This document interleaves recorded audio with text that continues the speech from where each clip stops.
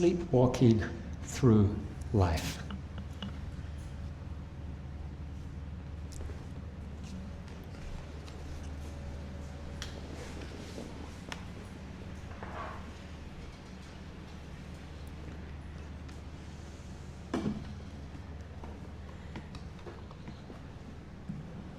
Earlier on, Nityananda said that I had sung in the Polish Woodstock in front of 100,000 people, which is true. I do visit Poland from time to time, spent a lot of time there. And a few years ago when I arrived in Warsaw, as they call it, Warsaw, as we call it in English. A friend picked me up at the airport. We got in his car. We drove, we got engaged in conversation. As you do when you meet a friend who you haven't spent time with in a long time. And after 45 minutes, the car pulled up, and I said, "This doesn't quite look like where my hotel is." And then his face turned red. He apologized profusely. So we arrived somewhere, just the wrong place, on the opposite side of town. We had arrived at his apartment. We were somewhere, but we weren't where we were expecting to be, where we intended to be. What had happened? He was driving in autopilot, right? We just have this routine. He drives, he's done that drive 1,000,000 times from his place to the airport to his apartment, and so he was so caught up in the conversation that he just went onto autopilot and made all the right moves, stopped at the lights and kept driving and made all the right turns, but we just arrived at the wrong place. And this is a little bit of a humorous tale, but how often do we engage in autopilot? We intend to be one place, at our desk completing an assignment or cleaning out our closet, but we find ourselves in the kitchen with the peanut butter jar, the cookie jar.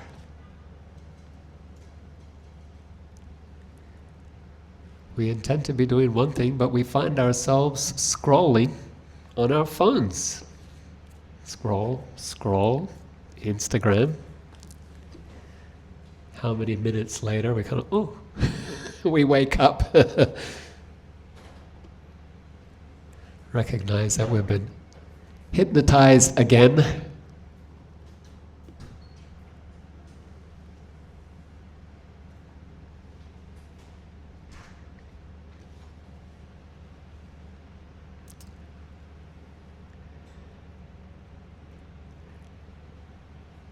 The reality is that a lot of our lives are in fact thoughtless, going through the motions, patterns that we have learned, scripts that we have learned, and we just enact them without awareness, without thinking.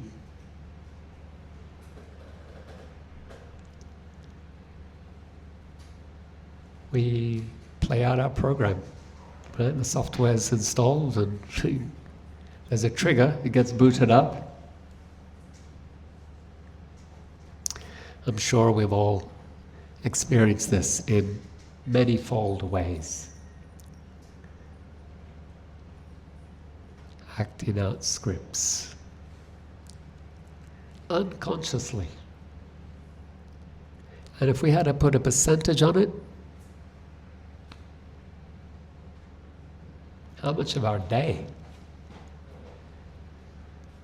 are we kind of just going through motions, routines?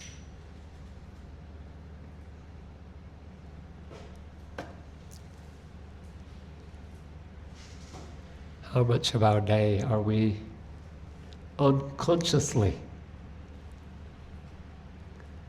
playing out the scripts that we have been programmed with through our childhood, through our education, through social, the influence of society?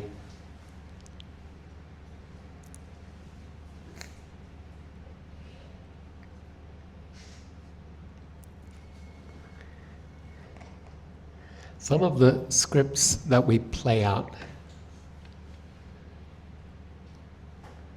relate to fear. So these can be actions based on fear or loops that we have going on in our minds, playing out unconsciously, that then get triggered with behaviors. Think of any examples of a fear script, a fear pattern,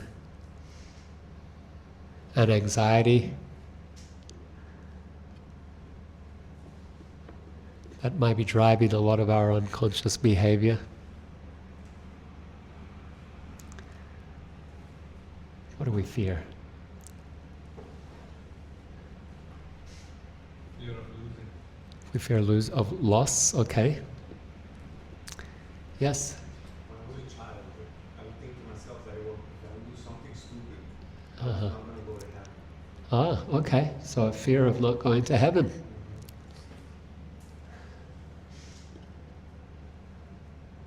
It's like a fear of failure comes from acting. Yeah. The fear of not being good enough or not being accepted, not being liked. These are big. These are massive drivers of our behaviors. What do we, there's an acronym that's, I don't know, I've heard it the last 5 years. Fear of FOMO, right? FOMO. I heard like 5 years ago. What's FOMO? Anyone who hasn't heard of FOMO? Okay, all right, so we need to... Anyone like to translate FOMO? Fear of missing out. Oh, fear. Right. Yeah. We have to be at all the events, be at all the parties, be at because we're afraid if we're not, we may not even like it, but we're just afraid something might happen that's exciting. And our friends are there and we're not there, so... Yeah. I think if you're one fear, there are like layers of fear. Like then there's fear of not being accepted at this thing, whatever this thing is. Or Yeah. fear of rejection, Yeah. multiple things. So it layers one over the other, over the other.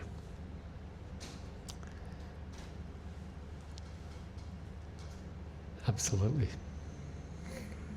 Let's go to another one. Anger as a script or a trigger.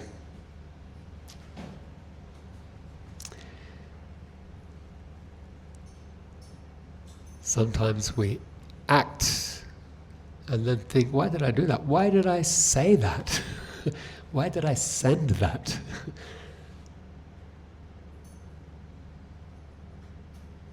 And some of our loved ones may know the buttons. They're upset at us. Push that button. we'll get a reaction from them.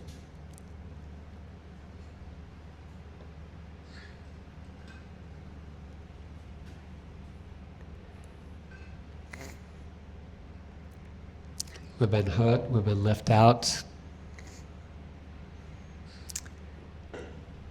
We blame another, and then that can become a loop in the mind. We just ruminate over and over and over again. The anger loop.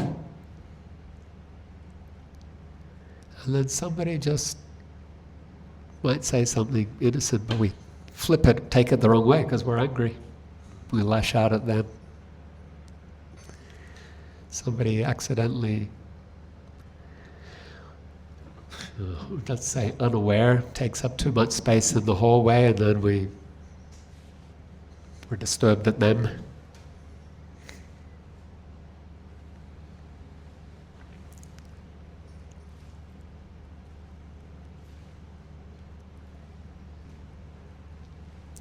So, reacting.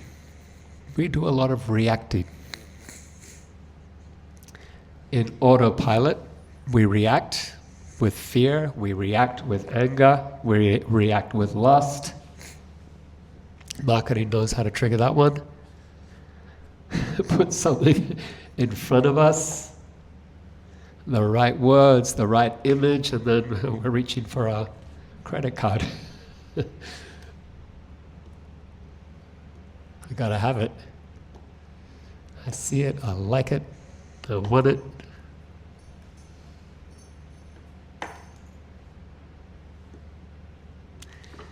Anyone want to end that line for me?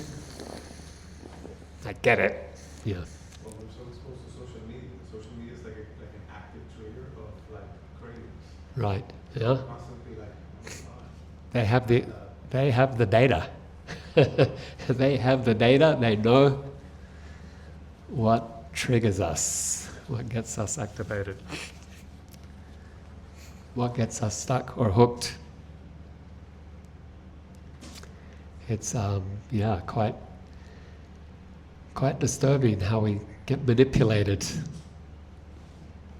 in that way. Jealousy, another one. How does that play out?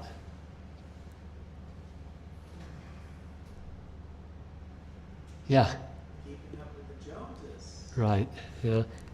Comparing ourselves. So we're afraid of loss, or we're afraid of not being good enough or not being accepted, and then what does that even mean? So we're looking around us at our peer group. What have they achieved by now at this age, since we graduated from college, or since high school, or from the same town or village or whatever? We find some common peer group, and then we benchmark ourselves against them.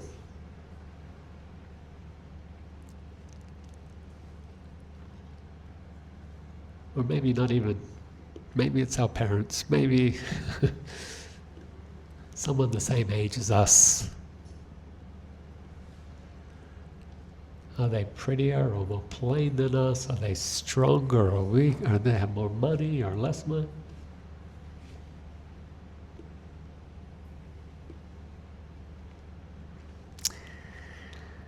Okay, last one. We don't want to overload ourselves to the point of hopelessness. Greed. Desire.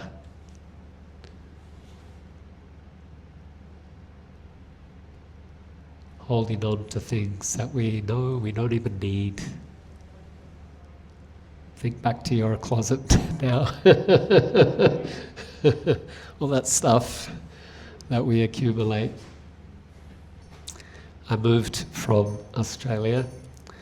I'm from Australia. I moved from Australia to London I lived there for 5 years, and then to New York. Each move, you get confronted with how much stuff you have, but then it's pretty hard to let go of that. You know you don't quite need it. You know you're not using it, but there is an attachment. Ooh. Oh.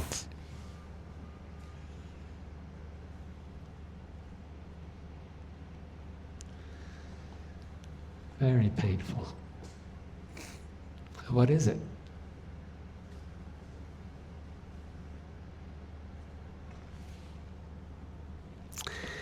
So, the mind. In yoga, they emphasize the mind as the seat of these things, the seat of our programming, of our reactivity, of our distraction. In yoga, they talk about the monkey mind, just jumping from one thing to the other. I think maybe in New York, a dog might be a better metaphor. I don't know, I see lots of dogs. We don't see monkeys, but dogs everywhere.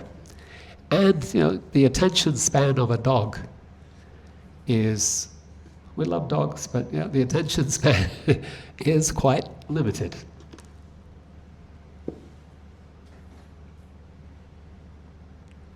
Sniff here, check out another dog there, wag your tail at some humans there, to the side of the footpath.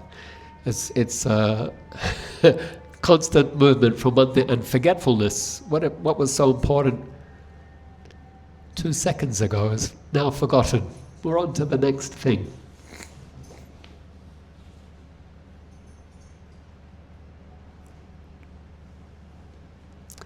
So, the doggy mind.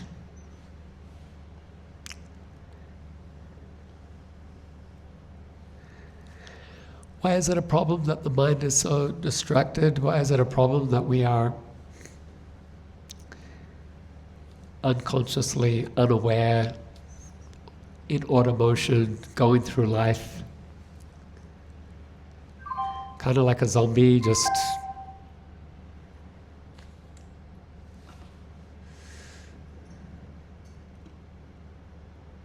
why? Because it's exhausting. In yoga teaching, the mind is seen as the root of our distress, the root of our suffering. If we can discipline the mind, get a hold of the mind, direct the mind, channel that energy, focus that energy,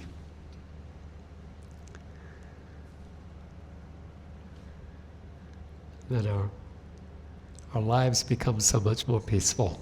Our bodies become more peaceful, less tense, less stressed. We have better sleep, better digestion. Our relationships become more purposeful, filling. Our lives become more purposeful and fulfilling.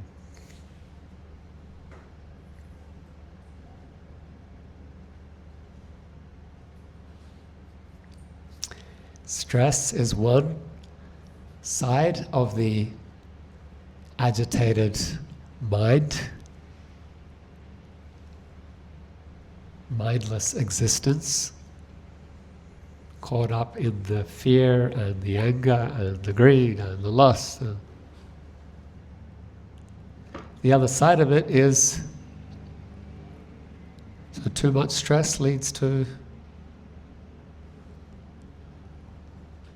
keep pushing the stress levels higher and higher. What happens? We burn out. Yeah, we crash. You wind up the rubber band. Keep winding, keep winding, keep winding, and then it snaps. So stress and burnout, these are two major issues in our society. major issues in our workplaces, major issues in people's work and home lives, major issues of modern life.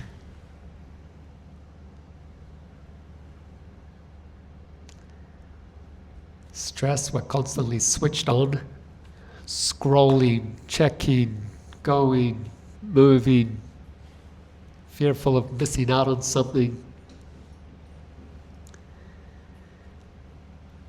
We can't decompress, we can't unwind. And so you keep drawing on those resources. You keep drawing on that adrenaline, the physical resources of the body, which are there to help you deal with some real threat, some real concern. But if you're constantly in that state, the body can't sustain it, and so then that leads to exhaustion.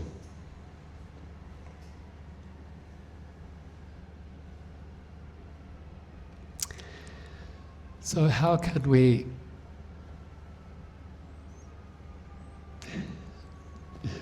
direct the mind? How can we make the mind peaceful? This is, I said, a major concern of yoga. The first thing is to understand we are not the mind. We are not our thoughts. We have thoughts. We change our mind. The mind and the self in yoga understanding and yoga teaching are separate. They're different. The mind is a tool. I gave an analogy earlier I said software. It's the software we're running.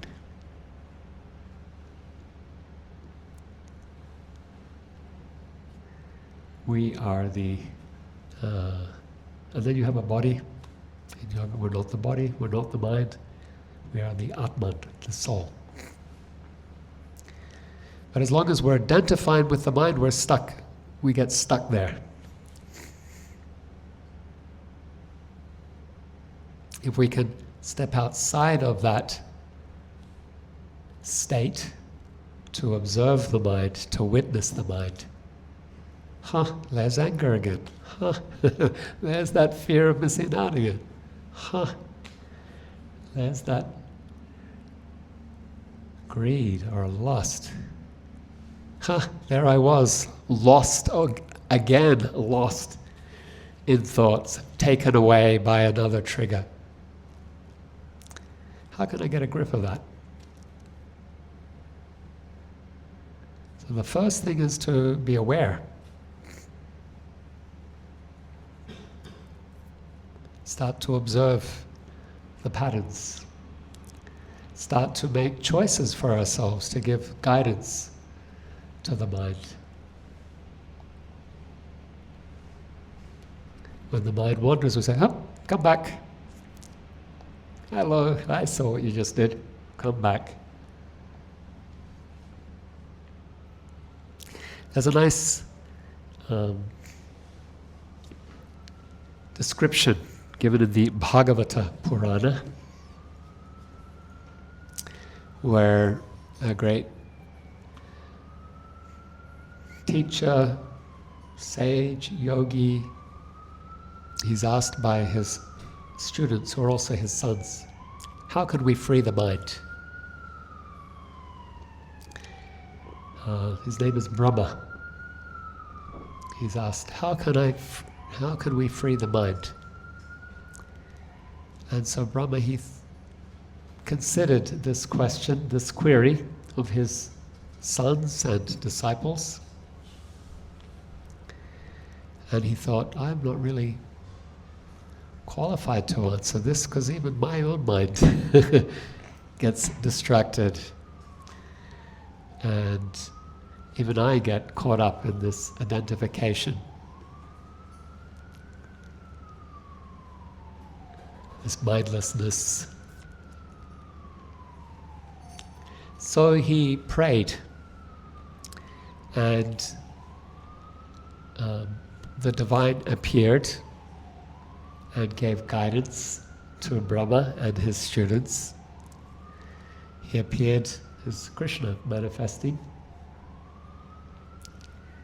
And he gave a wonderful framework. So this is from the Bhagavata Purana. This is in Sanskrit, a Sanskrit verse, one of 18,000.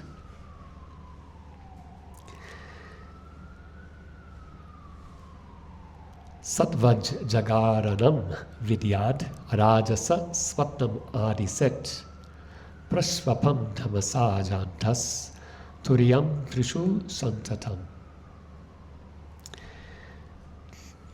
He describes 4 states of being.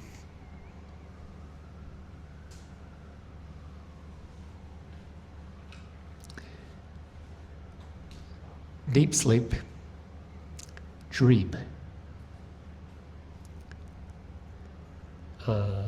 beginning to wake, and then transcendence, a transcendent state. So this is a powerful framework. Sushupta is deep sleep.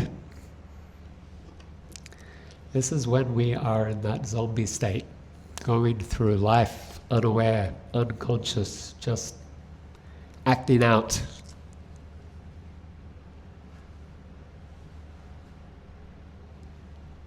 Not even making conscious choices. The choices are being made for us by our programming.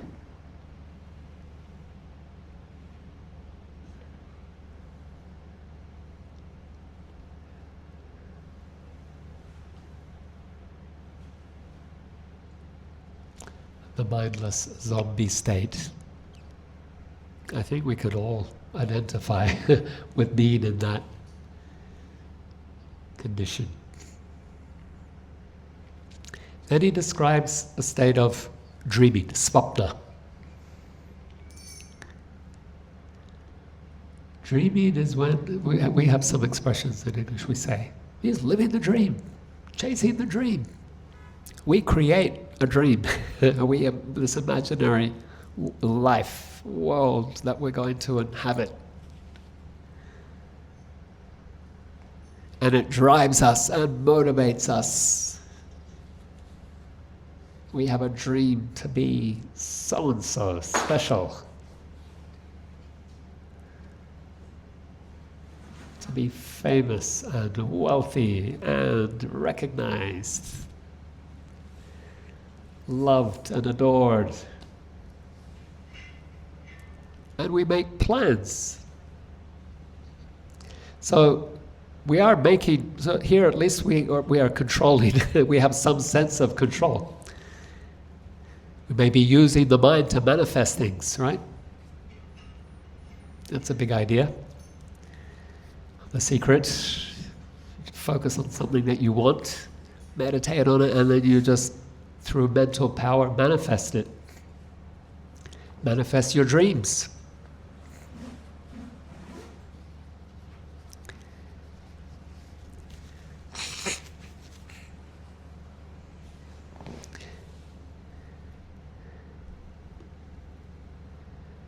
From the point of view of yoga, it's, yes, a dream, a mirage. Chasing stuff, chasing things.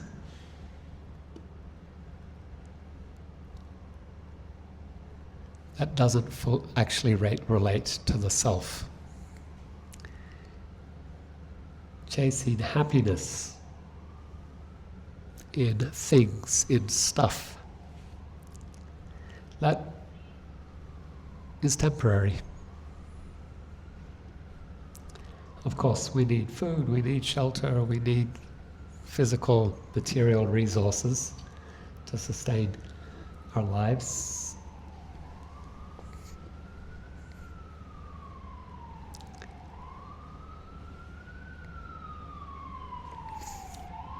That's different than what is being described here. Svapna.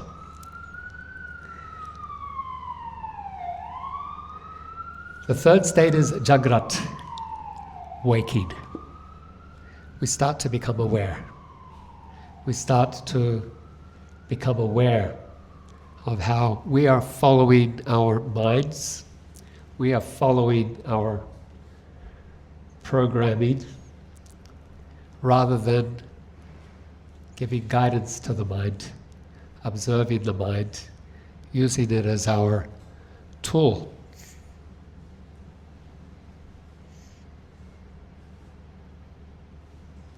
But not overly identified with it. Finally, the fourth stage was mentioned earlier in that more complicated verse,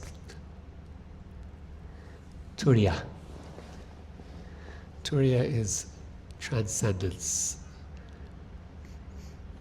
Transcendence because the nature of the self is spirit. The self is eternal. The self is full of wisdom. The self is by nature loving, joyful. And so the state of Turiya is when we are self-realized, transcendent to the environment around us.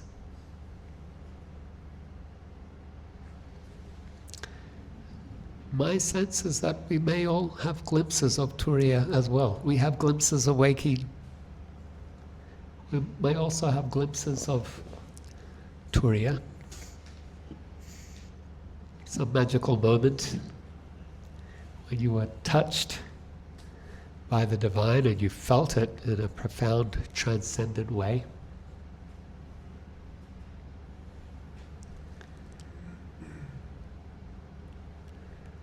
The yoga practice wants to make that the general state of being.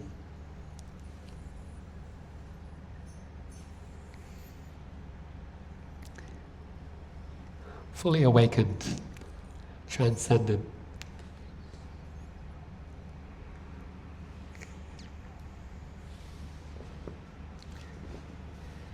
So in this, it's not just even watching the mind. That is a practice. That's a mindfulness practice.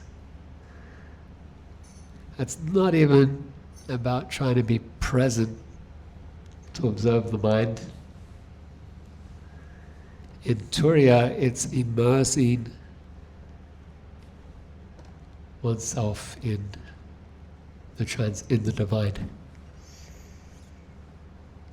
That's the primary focus of Bhakti Yoga. To engage the senses, to engage the mind, to engage the intelligence, to engage our entire being in spiritual activities with conscious awareness.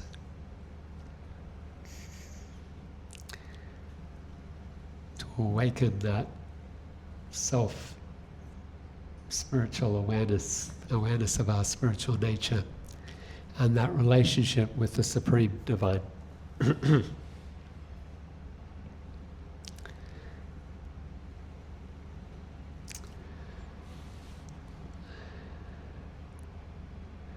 Imagine if you and I were able to awaken that state, to be more awake and alive, to life, alive to ourselves, alive to each other as spiritual beings.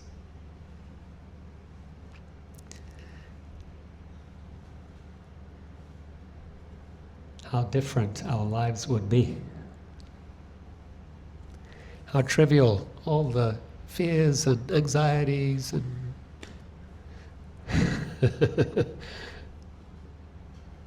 concerns that we have kind of melts away. It's not really important.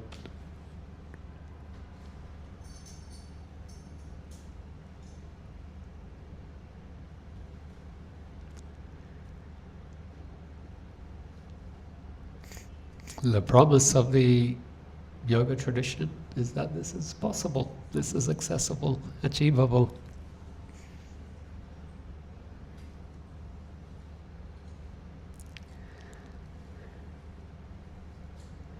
It's there for us. So imagine if you and I could be more in that state, and imagine the world. Imagine a world where people, in general, operated at that level. What a different society that would be. What a different way of living. Community. Education. Economics, everything. It starts with you and I. So I'll conclude there. Are there any comments, reflections? Yes, please. Just connecting to where you kind of finished off right there. It sounds beautiful. Yeah. And I've had the vision for many years because I've been involved in this spiritual practice for many years. But it comes to a point where sometimes my frustrations put me in a situation where I'm like, okay, how do I get out of my frustrations?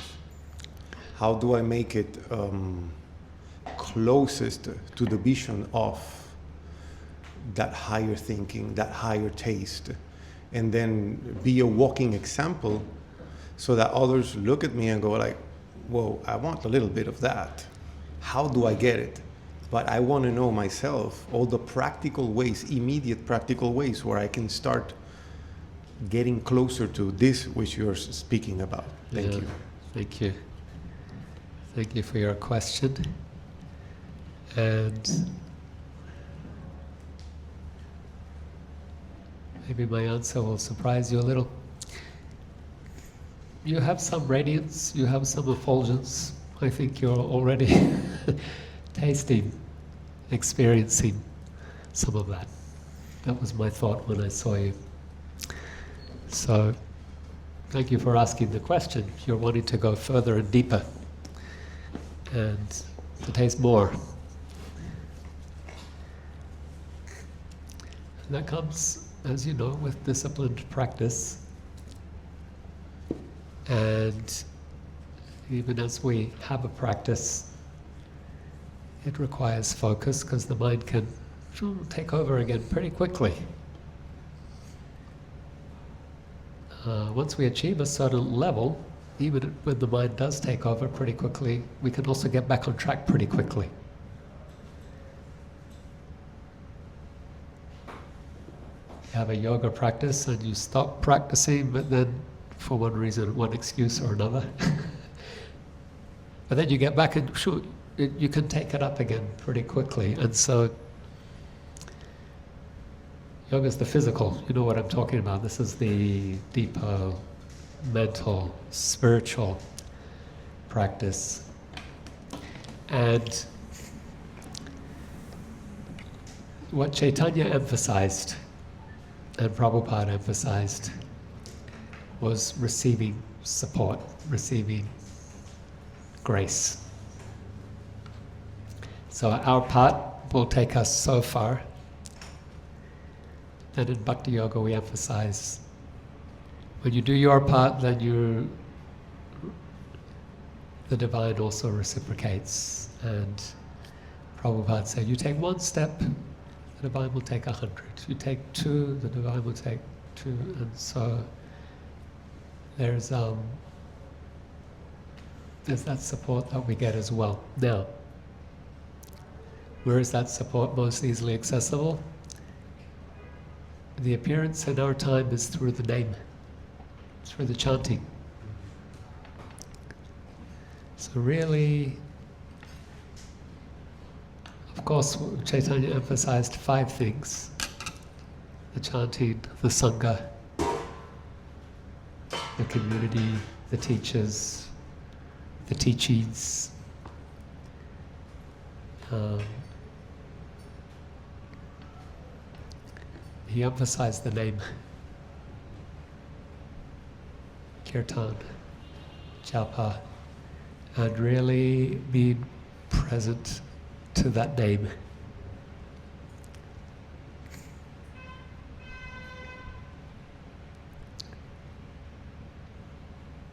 And Prabhupada would ask, what should we think about? And Prabhupada said, no, don't think about anything, think about hearing the sound, immersing yourself in the sound, being enveloped by the sound. There is sweetness there.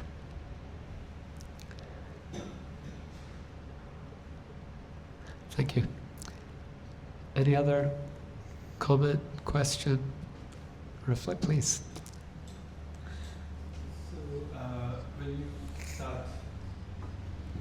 when you start walking through this path of consciousness or spiritual consciousness, yeah, at one side you see that you find joy, happiness, when you hold space for good, bad, ugly, all your emotions. But is it quite natural that at the same time, the fears or everything else which you never knew that existed within you shows up and surface up more easily? Uh-huh. Is it quite natural? And if it is yes, how you manage those emotions, which is never knew it existed, Okay. but it shows up very easily, Okay. and how you not operate from those reactions or not react to those emotions, how you go from there. Thank you. So we all experience the path differently according to our need. So I've seen when I sing kirtan, some will smile, the biggest smiles. Some will cry, the most tears. Some will shake, some will. So there, it's different things come up when you clean your apartment. Dust starts to surface. Garbage you start throwing in, one corner of the room as you clean out your closet and drawers. So stuff shows up, stuff comes up, and that'll vary from one apartment to the next, what it is that shows up. What I would say is this, part of why you said fear, you see more fear, part of it might be that you're more aware. It's possible that it was there before as well, but you just didn't know that you were in that state. And then as you become more conscious, it's like, oh, there's a pattern here. Wow, I'm seeing a lot of fear. That may have been there all along, you were living it, immersed in it, rather than actually observing it. As you observe it, then you can start to question it as well. When you name what that fear is, it can also disempower it. What is the fear? Why am I afraid of that? What's it going to do to me? What's the worst case scenario? And then as you kind of start to name it, it gets smaller and smaller. You realize it's a paper tiger. It doesn't really have much behind it. It's the smoke and mirrors of the Wizard of Oz. So it's worth, when it shows up, it's like, okay, here you are. Let me study you a little today. I want to know who you are, what's behind you, and accept it. You're here. You're visiting me again, and let me feel you. Let me experience you rather than distract or ignore. Once you get a sense of it, you can say, it's all right. I don't need to be afraid. And once you get a sense of what it is, it may get smaller, and then you can tell yourself, all right, we don't need to be afraid anymore. It's okay.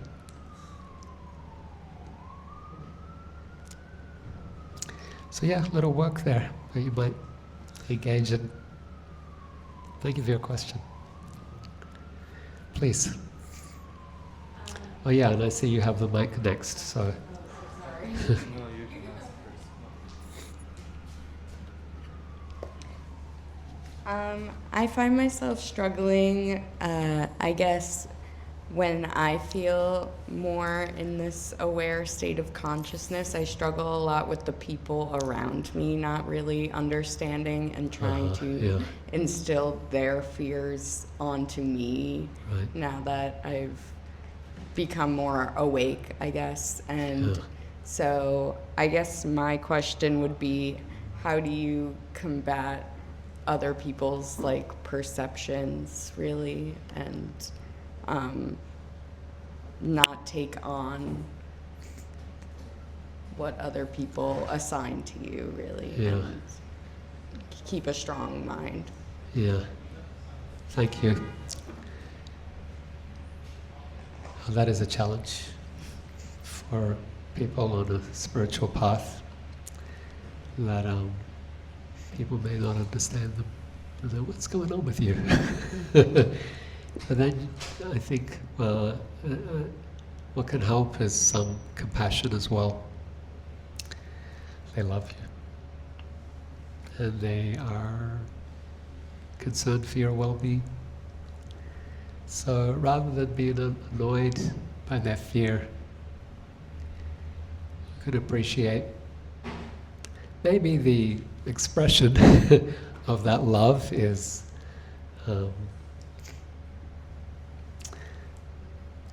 difficult or inconvenient, but behind it is someone who loves you. Maybe you could reassure them as well. I know you love me, and I love you too. Because they may be also afraid of losing you. Sometimes looking behind, like really trying to understand when somebody's angry. We can do this when we're able to observe our triggers and our reactivity. Someone may trigger us, and then we say, hold. Why am I angry now? Why are they angry now? And we find it some fear. And so rather than being angry back at them, we can be compassionate. It's not easy to talk about intellectually. In the moment, we find ourselves quickly slipping into our patterns again. But with practice, it becomes more and more natural for us. Not to react, but to respond with compassion. Thank you so much. You're welcome. Thank you. I think this is going to be the last comment, reflection, question. I've been trying to think how to word my question for a while. So on the first slide we had 5 things. You want me to go back to it? Yeah. Or basically those are supposedly bad things, but this is human nature. And even if we are on spiritual path, it doesn't, I don't know if it goes away or it's just suppressed. That's one thing. Are we trying to completely eliminate these things, or is it even possible? Okay. One. Second is there's something about karma that I had. We said this is a spiritual path and we're not into material things and all. But then we say if someone has good karma, they get all these material things. So how is it related? Okay. Yeah. So as for these reactions, emotions,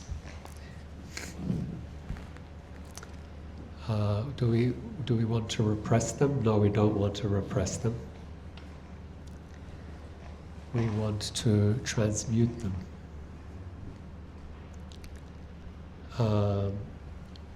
For example, we were discussing just now how anger can be transmuted into compassion.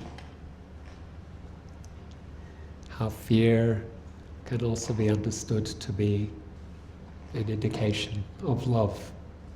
So we start to work with them, again, less reactively, but more consciously and purposefully. As we're able to step back and observe, the mind and its actions, and that comes with a meditation practice. Every day, if we sit and meditate and chant, and our mind wanders and we bring it back, and it wanders and we bring it back, and we become more and more adept at observing our mind and guiding our mind. So that when we are in a moment, when we are triggered by lust or anger or greed, we will be more inclined to observe it and say, there we are. Might be a few seconds, might be, a minute late, but we will be more inclined to note how we're entering into that reactive sleep state. And then to be able to work through it. Ideally, not through repression, but through alchemy. Alchemy means we transmute.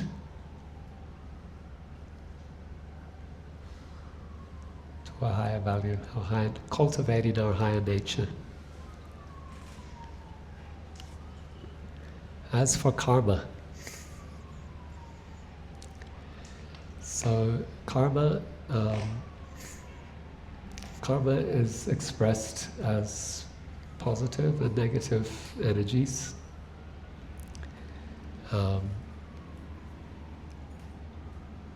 Positive, when we put out positive energy, we get a positive response from the universe. Same with negative energy. And so life is always going to be mixed. It's always going to be some positive, some negative. Sometimes in our lives we'll feel more of the positive, and other times we'll feel more of the negative.